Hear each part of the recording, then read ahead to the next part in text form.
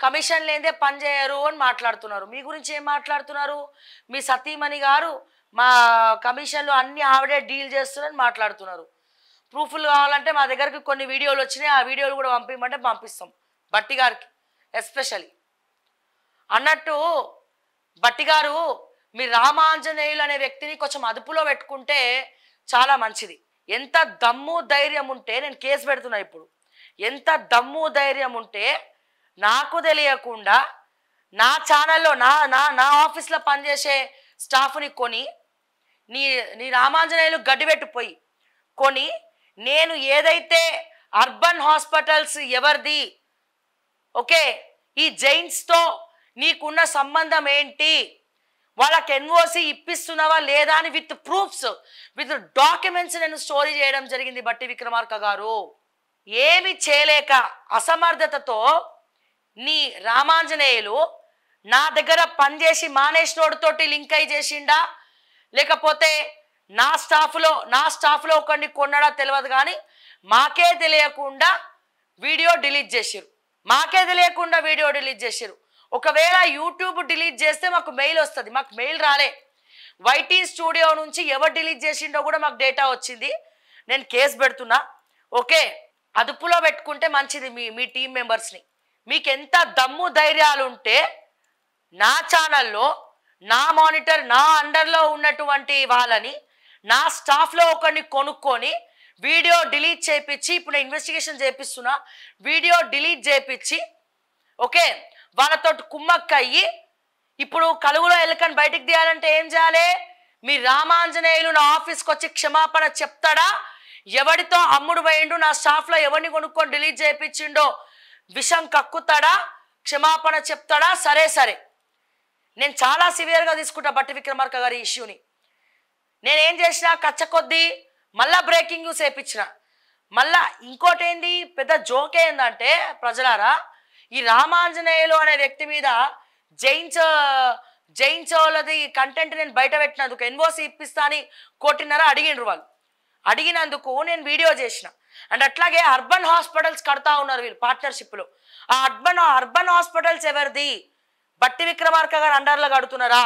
ఆరోగ్యశ్రీ నిధుల్ని డైవర్ట్ చేయడానికి కడుతున్నారా? అన్ని పైసలు ఏడికెళ్ళి వచ్చినాయి అని ప్రశ్నించినాం డాక్యుమెంట్స్ పెట్టుకొని. నేను ఏదైతే ఒక స్పెషల్ వీడియో చేసినో ఆ వీడియోని వారం రోజుల్లో డిలీట్ చేయడం జరిగింది. నాకు అది నా క్రెడిబిలిటీ మ్యాటర్స్. ఇప్పటి వరకు శ్రావ్య అనే అమ్మాయి ఎవడి మాట వినలేదు, ఏ వీడియో డిలీట్ చేయలేదు, ఎవడికి అమ్ముడు పోలేదు. అర్థమైందా? నీ రామాంజనేయుల్ని అదుపులో పెట్టుకోండి బట్టి గారు. దయచేసి మీ పైన కొద్దిగా గౌరవం ఉన్నది. ఎందుకంటే కష్టపడి పైకి వచ్చినారు. డిప్యూటీ ముఖ్యమంత్రిగా ఎదగడం అంటే అది మామూలు విషయం కాదు. నీ టీంని అదుపులో పెట్టుకుంటే మంచిగా ఉంటుంది. నేను 2 రోజులు టైం ఇస్తున్నా. రామాంజనేయులు వచ్చి క్షమాపణ చెప్పి ఏ టీంతోనైతే వీడియో డిలీట్ చేయించినవో వాడిని తీసుకొచ్చిన నా ముందు నిలబెడతావా? సరే లేకపోతే విత్ ప్రూఫ్స్, నా దగ్గర ఉన్నటువంటి ప్రూఫ్స్ వీడియోలతో సహా కోట్లు మెట్లెక్కి నీ బతుకుని బజార్లకు ఈడుస్తా అని చెప్పి నేను మరొకసారి తెలియజేస్తా ఉన్నా. ఇది ఎంత పెద్ద ఇల్లీగల్ తెలుసా? ఒక మీడియా ఛానల్లో ఉన్నటువంటి వీడియోని ఒక స్కామ్ని బయట పెట్టినప్పుడు ఆ స్కామ్కి సంబంధించినటువంటి వీడియోని డిలీట్ చేయడం. ఒకటేమో వీడియో డిలీట్ చేయడం మాత్రమే కాదు, మా ఛానల్లో మా అండర్లో మా సిస్టంలో ఉన్నటువంటి ఒరిజినల్ రష్ను కూడా డిలీట్ చేసిండు.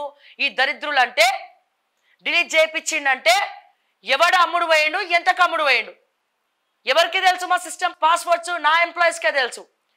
లేదా మీ బట్టికి సంబంధించిన వ్యక్తులు ఎవరో అయి ఉండాలి, మా దగ్గర పనిచేసి మానేసిన వాళ్ళన్నా అయి ఉండాలి. ఎందుకంటే వైటీ స్టూడియో వాళ్ళ దగ్గరనే ఉంది కాబట్టి. అయితే వాళ్ళు లేకపోతే వీళ్ళు ఒరిజినల్ రష్ ఎట్లా డిలీట్ చేస్తారు? ఆఫీస్లో ఉన్న ఒరిజినల్ రష్ పాపం వాళ్ళకి తెలియదు, మేము ఇంకో దగ్గర సీక్రెట్గా పెట్టుకుంటామని. అందుకే మళ్ళీ ఏం చేసినా ఆ వీడియోని రీట్రీవ్ చేసుకున్నాం. మేము మెయిల్ పెట్టి రీట్రీవ్ చేసుకున్నాం. మళ్ళీ ఏం చేసినాము, ఒరిజినల్ రష్ అడోబ్ ప్రీమియర్లో మా ఎడిటర్ దగ్గర ఉన్నది మళ్ళీ మేము రెండరింగ్ చేసుకొని దాంట్లో సేవ్ అయి ఉన్నది మళ్ళీ లైవ్ పెట్టినాం మేము. అందుకే 3 వీడియోలు లైవ్ పెట్టినాం మేము మళ్ళీ కావాలని. అంత ఆషామాష అనుకుంటున్నారా?